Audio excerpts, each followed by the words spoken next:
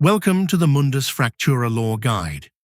This week on Lore Guide, we're exploring 4 peculiar and unique natural phenomena that are distinctive to the world of Mundus. Let's jump right in, starting with the winds of rot, or sometimes known by the old halfling name, T.T.R.P.G.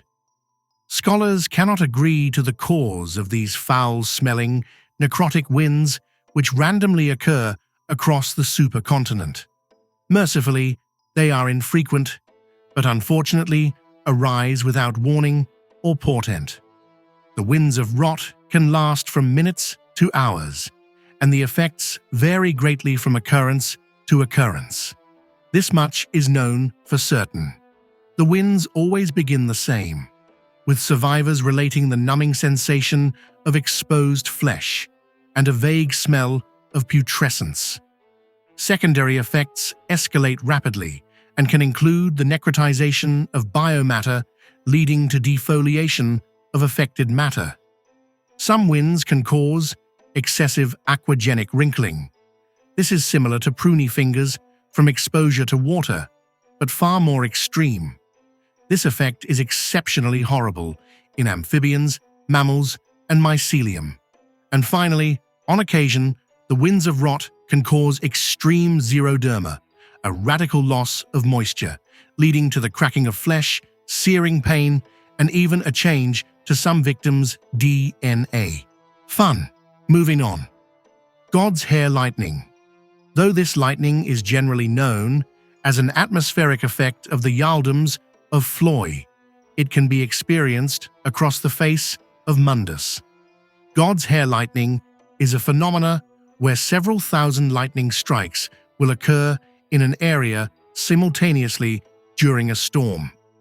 The effect might occur in either a single or short period burst during a storm, or in exceptional circumstances, it may last for 60 to 70% of a storm's full duration. Affected areas can further range in size from tens of square meters to up to a kilometer in diameter. Of those who have been in the area of effect, there are few known survivors of such awesome displays. When seen from afar, they are a breathtaking marvel.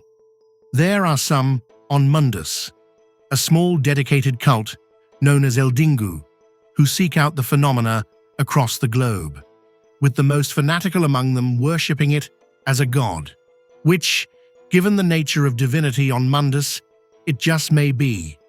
Our third phenomena is known to the dwarves as Ruig, or the Peace.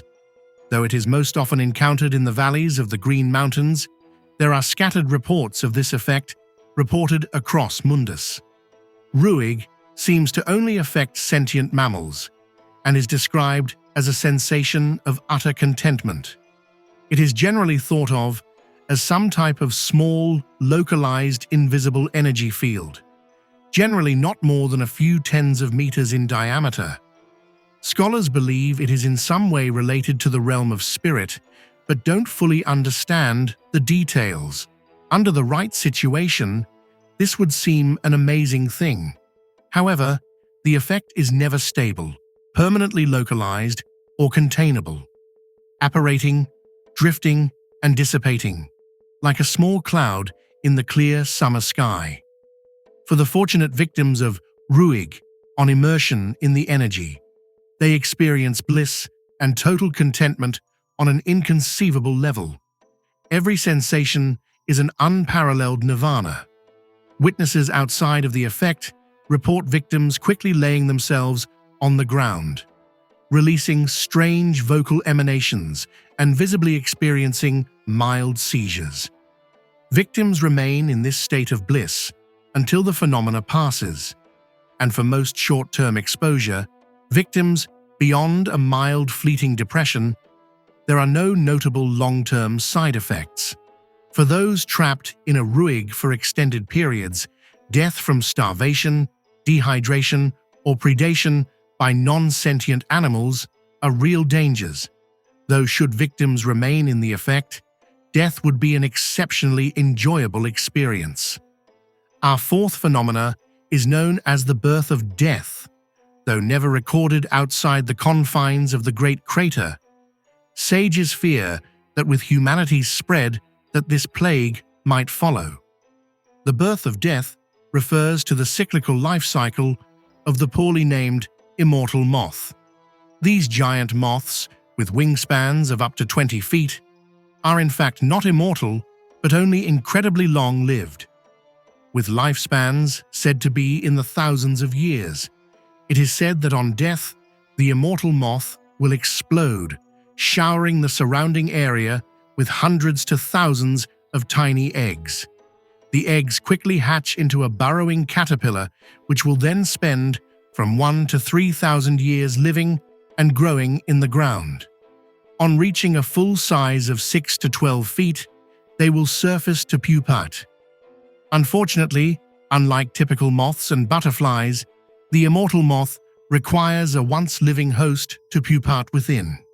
And worse still, once acquiring a vessel in which to pupate, they will inhabit and puppet this host, using their shell to gather additional nutrients to aid in their transformation.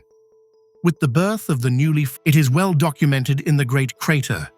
Whole Commonwealth villages have been wiped out by these infestations.